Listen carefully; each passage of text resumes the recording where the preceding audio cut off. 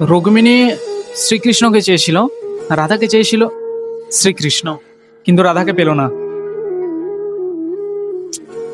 রুক্মিণীর ভাগ্যে হয়তো কৃষ্ণ আছে, রাধার ভাগ্যে হয়তো কৃষ্ণ নেই, কৃষ্ণের ভাগ্যে হয়তো রাধাও নেই। তো ভালো যদি বাঁচতে হয় তাহলে মন থেকেই বাসো। যদি আমি তাকে না পাই তাহলে এতে কোনো দুঃখ নেই, কারণ তাকে আমি ভালোবেসেছি, এটাই আমার কাছে সবচেয়ে বড় কথা।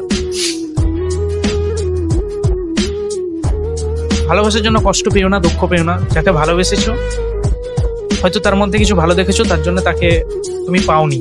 যদি ভালো কিছু না দেখতে তাহলে তুমি পেয়ে যেতে।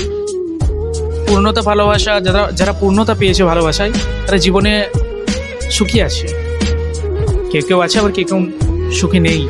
আর যাদের ভালোবাসা পূর্ণতা পায়নি তারা কষ্ট পেও না, কারণ তারা শ্রীকৃষ্ণ রাধাকৃষ্ণের যেরকম বিরহ সেভাবেই ভেবো। আমি আমার অপূর্ণতা ভালোবাসা নিয়ে আমি এই সময় 2000 কলিযুগে দাঁড়িয়ে আছি। ব্যাস।